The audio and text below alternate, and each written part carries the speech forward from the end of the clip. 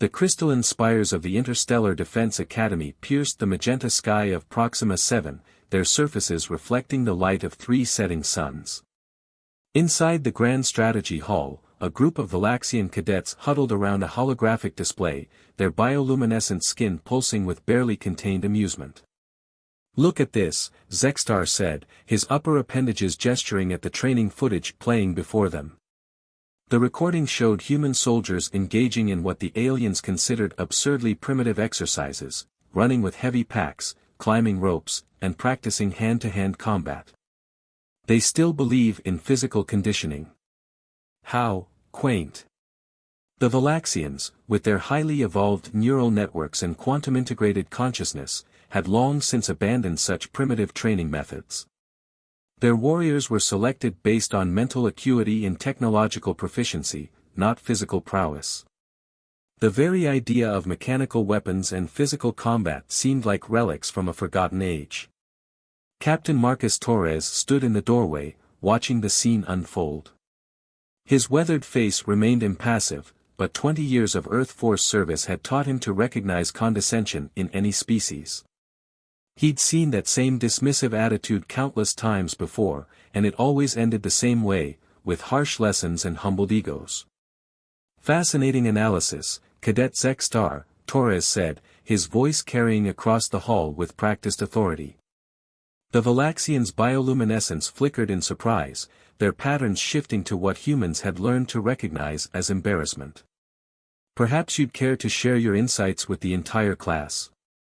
The alien cadets turned to face him, their collective consciousness projecting a mixture of superiority and discomfort. Among them stood representatives from various advanced species, the crystalline Nexari, the energy-based Quarians, and the quantum phase Meridians. All of them considered themselves far beyond the need for physical training.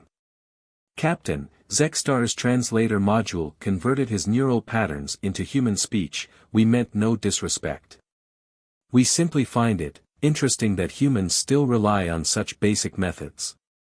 Surely, in this age of quantum warfare and consciousness projection, physical combat is obsolete." Torres walked to the center of the room, his boots echoing against the metallic floor. He picked up a simple metal rod, a training staff, and held it before him. "Interesting perspective, Cadet. Tell me, what happens when your quantum shields fail? When your neural networks are jammed? When your consciousness projection is blocked by a simple EM pulse?" The Valaxians' bioluminescent patterns flickered uncertainly. A Nexari cadet, their crystalline form refracting light in complex patterns, spoke up. "Such scenarios are highly improbable. Our technology is not infallible," Torres interrupted. "The Arcturus incident 3 cycles ago proved that. An entire Nexari battle fleet, disabled by a primitive electromagnetic pulse. They were boarding by pirates using nothing more sophisticated than pressure suits and mechanical weapons." The room fell silent. The Arcturus incident was a carefully guarded secret, one that the advanced species preferred not to discuss. Torres continued, twirling the staff with practiced ease. "Tomorrow morning, 0500 hours, all cadets will report to Training Ground Zero. Wear environmental suits capable of withstanding physical stress. You're about to learn why humans still believe in the basics." The announcement sent ripples of concern through the assembled aliens. The Quarians' energy forms fluctuated nervously, while the Meridians' quantum states became visibly unstable. "But Captain," another Valaxian cadet, Yixo, protested, "our species aren't designed for physical combat. Our evolutionary paths focused on mental development and technological integration." Torres smiled, but it wasn't a reassuring expression. "Then consider this an exercise in adaptation, Cadet. After all, isn't that what your species pride themselves on? The ability to evolve beyond limitations." He placed the staff back in its holder and walked toward the exit. At the doorway, he paused and turned back to the now anxious group. "Oh, and one more thing, tomorrow's session will be conducted without neural enhancers, quantum links, or consciousness projection. Pure physical training, human style. The collective gasp that followed his announcement registered on 3 different quantum frequencies. As Torres left the Grand Strategy Hall, he allowed himself a small grin. Tomorrow would be interesting, to say the least. As night fell over Proxima 7, the alien cadets gathered in their respective quarters, their earlier mockery replaced by growing apprehension. They had no way of knowing it yet, but their journey from derision to respect was about to begin, and Captain Marcus Torres was going to enjoy every moment of their enlightenment. The 3 sons of Proxima 7 had barely breached the horizon when Captain Torres arrived at Training Ground Zero. The massive field before him had been transformed overnight into what his ancestors would have recognized as a Marine Corps training ground, complete with obstacle courses, mud pits, and climbing walls. All strictly mechanical, no quantum fields or neural interfaces in sight. The alien cadets arrived in groups, their environmental suits gleaming in the early morning light. The Valaxians' bioluminescence was muted behind protective layers, while the Nexary's crystalline forms were reinforced with impact-resistant coating. The energy-based Quarians flickered nervously in their containment suits, and the Meridians had been forced to stabilize their quantum states into something approaching solid form. "Welcome to Human Combat Training 101, Torres announced, his voice carrying across the field. Or as we like to call it, what happens when your tech fails and you actually have to move your body. Zek-Star, still emanating an air of superiority despite his obvious discomfort, raised an appendage. "Captain, I must protest. Our environmental suits are not designed for primitive physical stress." Torres approached the Valaxian, boots squelching in the mud. "That's fascinating, Cadet. Tell me, are your suits designed for combat?" "Of course," Zek-Star responded, his bioluminescent patterns showing confusion. "And in combat, can you guarantee your enemy will only use weapons your suit was specifically designed to handle?" Torres didn't wait for a response. The first rule of human military training: expect everything to go wrong, because it will. He turned to address the entire group. Today's session is divided into 3 phases. Phase 1, Physical Conditioning. Phase 2, Survival Skills. Phase 3, Basic Hand-to-Hand Combat. And yes, before you ask, we will be doing all of this in the mud. The Nexary cadets' crystalline forms vibrated with distress. One of them, Crystallix, stepped forward. "Captain, our bodies are literally crystal-based. We cannot risk structural damage from such crude activities." Torres nodded thoughtfully. "Interesting point, Cadet. Tell me, what happens when your quantum shields fail during an assault? When you're forced to navigate rough terrain without your levitation tech? When you have to physically restrain an opponent?" Crystallix's surface clouded, the equivalent of a frown.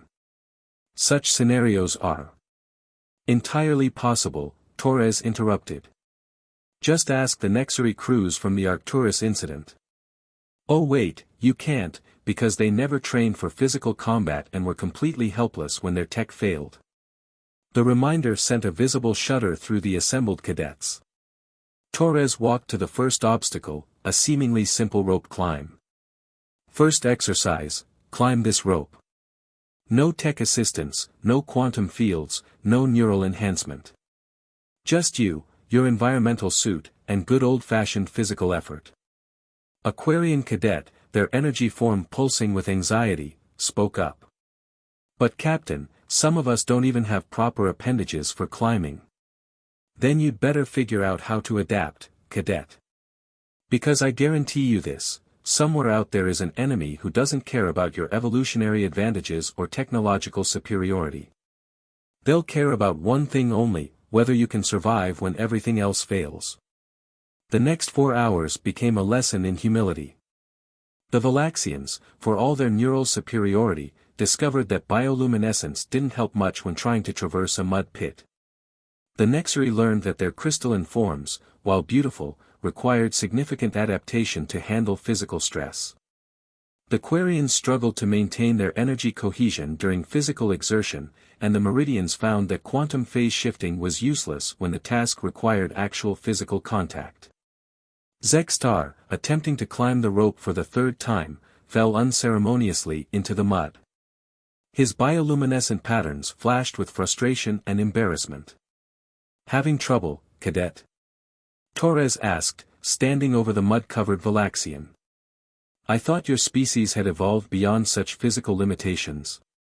"This is primitive," Zextar managed, his translator struggling to convert his agitated neural patterns into speech. "Primitive?" Torres helped the cadet up. "Let me tell you what's primitive, assuming that advanced technology makes you invincible. That's the kind of primitive thinking that gets soldiers killed." As the morning progressed, something began to change. The initial disdain and protest gave way to determination. The Nexari cadets developed a technique for distributing impact stress across their crystalline forms. The Quarians learned to modulate their energy states for physical tasks. Even the Meridians began to understand the advantages of having a stable physical form. By the end of the session, every cadet was covered in mud, physically exhausted, and beginning to understand why humans insisted on maintaining physical combat training. As they gathered for debriefing, Torres noticed a distinct lack of superiority in their demeanor. "This is just the beginning," he announced. "Tomorrow, we start weapons training. And I don't mean quantum disruptors or consciousness projectors. I mean simple, reliable, mechanical weapons that work even when everything else fails." As the cadets dragged themselves back to their quarters, Torres overheard Zextar speaking to his fellow Valaxians. Perhaps there is something to this human approach after all." Torres smiled. The lesson was starting to sink in, but they had only scratched the surface. Tomorrow would bring new challenges, and with them, new opportunities for these advanced species to learn why humanity's primitive methods had survived countless generations of warfare.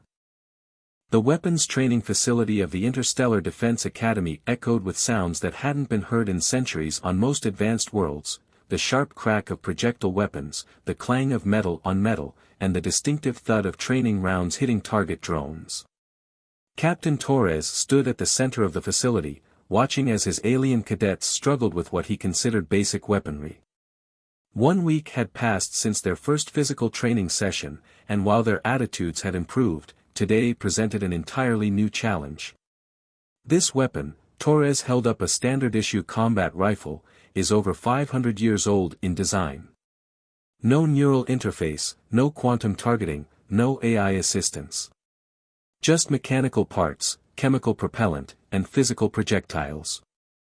Some might call it primitive. He paused, looking directly at Zextar. Those some would be wrong. The Valaxian cadet, his bioluminescent patterns now showing more curiosity than contempt, studied the weapon. After a week of physical training, his species' natural superiority complex had begun to crack, revealing something Torres hadn't expected: genuine interest. "The principle seems simple enough," Zextar said, his translator conveying a tone of thoughtful analysis rather than dismissal. "But without neural targeting, how do you achieve acceptable accuracy?" Torres smiled. "That, cadet, is why we're here. Sometimes the oldest solutions are the most reliable. Watch." He turned to the target range, raised the rifle, and fired 5 shots in rapid succession. Each round hit the center mass of different targets. No quantum computing, no AI assistance, just years of training and muscle memory. Physical skills, Torres explained, once properly learned, don't need power sources. They don't fail when hit with EMP. They don't require software updates. They just work. The Nexari cadet Crystallix stepped forward, their crystalline form refracting the range lights in complex patterns. "But Captain, surely in real combat situations, advanced targeting systems provide superior." The lights went out. Emergency illumination kicked in, bathing the facility in a red glow. An alarm sounded, its low pulse designed to be recognizable to all species. "Security breach in Sector 7, the facility's AI announced. Unknown hostile forces detected. All advanced weapon systems are being affected by unknown interference." Security protocols compromised. This is not a drill. Torres's expression hardened. Well, cadets, looks like today's lesson just became practical experience. He moved to a weapons locker, pulling out more rifles. All your advanced combat systems are down. Right now, these primitive weapons are the only thing standing between you and whatever's breached our perimeter. The cadets' reactions varied by species. The Valaxian's bioluminescence pulsed with anxiety, the Nexari's crystalline forms vibrated with stress harmonics, and the Quarian's energy signatures fluctuated wildly within their containment suits. The Meridians, perhaps most affected, found their quantum states destabilizing as their tech failed. Remember your training, Torres barked, tossing weapons to each cadet. Everything we've practiced for the past week, it wasn't just exercise. It was preparation for exactly this kind of situation. Through the reinforced windows, they could see figures moving in the darkness outside. Their movements were too coordinated to be random intruders, too precise to be simple pirates. Cadet Zek-Star, Torres called out, take position by the east entrance. Crystallix, west entrance. Quarian team, establish a perimeter. Meridians, stabilize your forms and prepare for close-quarter combat if needed. To his surprise and satisfaction, the cadets moved with purpose. Their movements weren't graceful, but they were effective. A week of primitive training had taught them more than just physical skills, it had taught them to function without their technological advantages. The first attackers appeared at the east entrance, humanoid figures in advanced stealth suits. Under normal circumstances, the facility's quantum sensors would have detected them instantly. But with systems down, they relied on basic visual contact. Zek-Star, handling his rifle with growing confidence, took aim. His first shots went wide, but his third found its mark. The attacker's stealth suit sparked and failed, revealing combat armor underneath. Good shot, cadet, Torres called out, taking position beside him. Remember your breathing control. Just like we practiced. The attack escalated quickly. More figures appeared at multiple entry points, but the cadets held their positions. Crystallix, discovering that their crystalline form provided natural stability for shooting, became surprisingly effective with their rifle. The Quarians, though struggling with physical weapons, used their natural energy signatures to illuminate targets for others. They're trying to circle around. Crystallix called out, their voice resonating through their crystal form. Our quantum barriers would have stopped them, but... We don't need quantum barriers, Torres interrupted, moving to reinforce their position. We have solid walls, good cover, and reliable weapons. Sometimes the basics are all you need. As if to prove his point, another wave of attackers attempted to breach the west entrance. The cadets, working together with their primitive weapons, repelled them effectively. Their shots weren't as precise as quantum-guided weapons would have been, but they were good enough. The battle continued for what felt like hours but was probably only minutes. Then, as suddenly as it had begun, the attack ceased. The facility's lights flickered back to life, and systems began coming online. Security protocols restored, the AI announced. Threat contained. Training exercise completed successfully. The cadets lowered their weapons, looking at Torres with a mixture of confusion and dawning understanding. Training exercise? Zek-Star asked, his bioluminescent patterns showing a complex mix of emotions. Torres nodded. The best lessons are the ones you don't know you're learning. The attackers were training drones, the power failure was planned, and every moment of fear you felt was real. He looked around at his cadets, seeing them with new eyes. You just proved why we still train the way we do. Technology fails. Plans go wrong. But if you have a solid foundation in the basics, you can survive anything. The room fell silent as the implications sank in. Then Crystallix spoke up, their crystalline form vibrating with what could only be described as respect. I believe, Captain, we owe you an apology. And perhaps, a thank you. Torres smiled. Save the thanks for graduation, cadets. We're not done yet. Tomorrow, we start advanced combat techniques. And now that you understand why we train this way. His smile widened. We can really get to work. The cadets exchanged glances, their earlier mockery of human methods completely forgotten. They had learned a valuable lesson: sometimes the old ways weren't just tradition, they were survival. 2 months into their human combat training, the alien cadets of the Interstellar Defense Academy gathered in the Grand Strategy Hall for what they thought would be a routine tactical briefing. The room had changed since their first day, or perhaps it was they who had changed. The holographic displays showing advanced combat scenarios no longer seemed like the only path to victory. Captain Torres entered the hall, but something was different about his demeanor. His usual confident stride was replaced by a more urgent pace.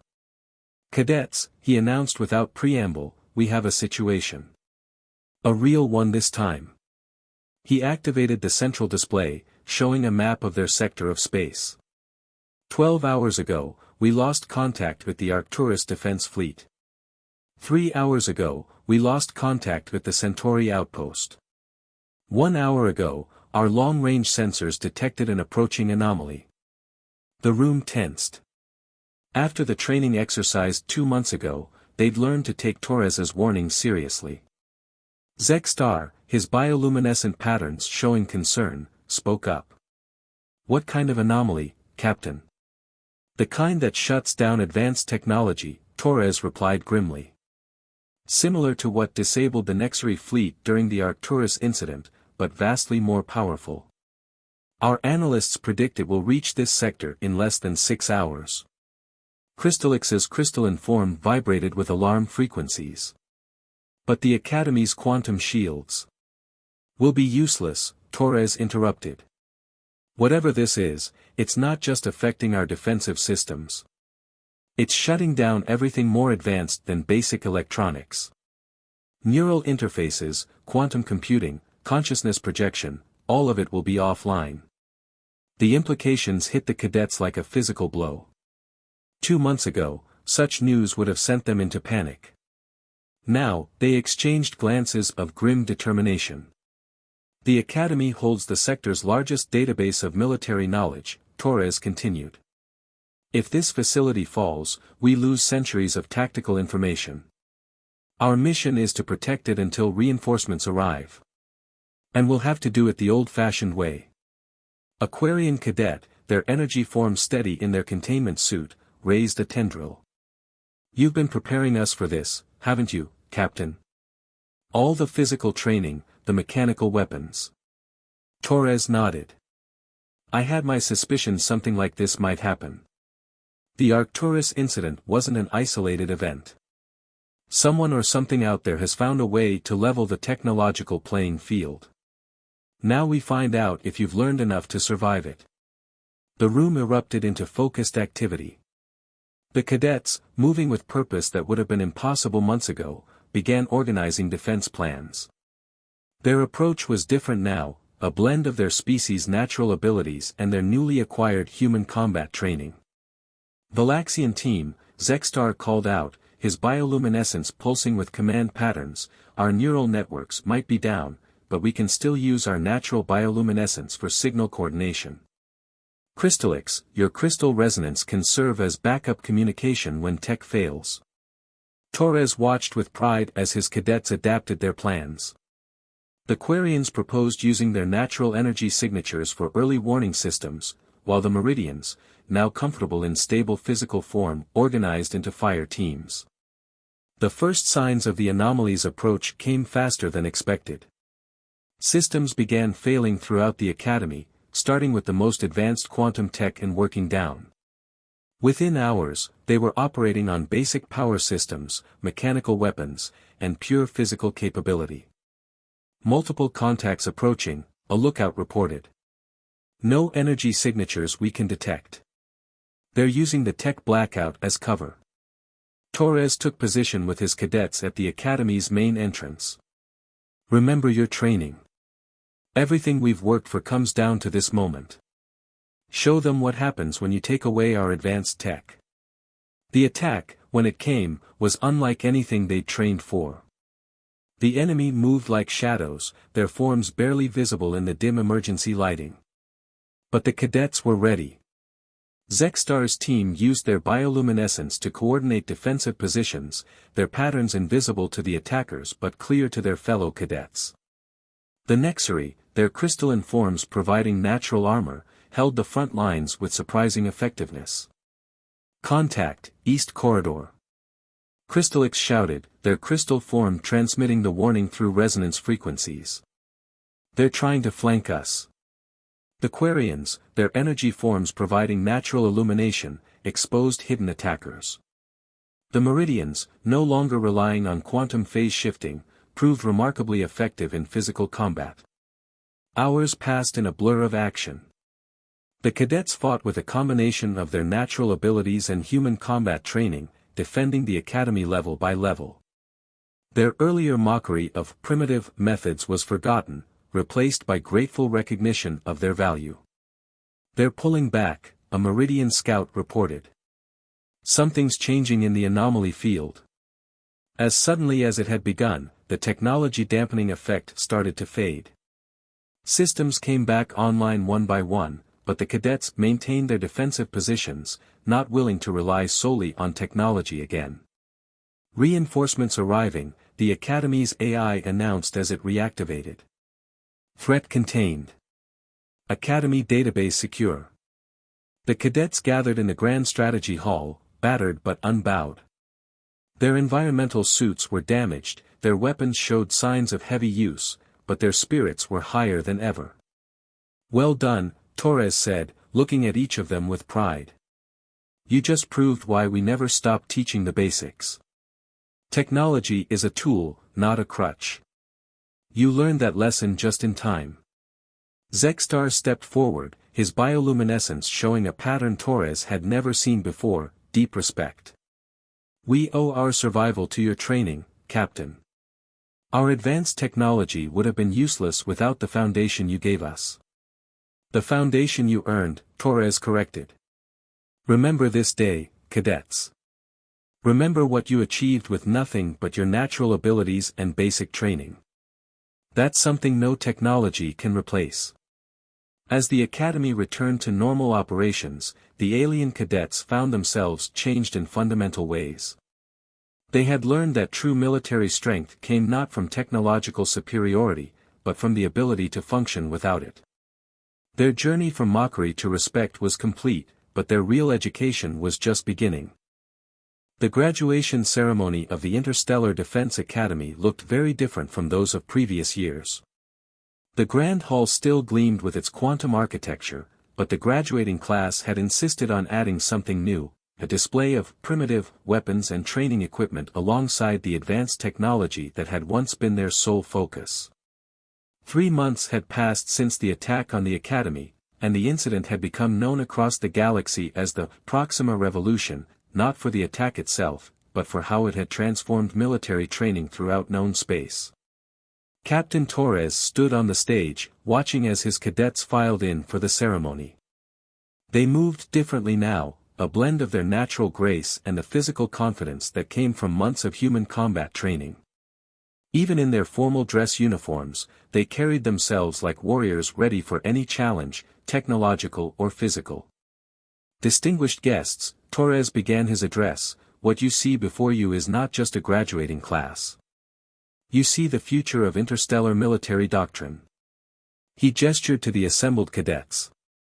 3 months ago, these cadets learned a lesson that has since echoed across every military academy in known space: true combat readiness cannot rely on technology alone.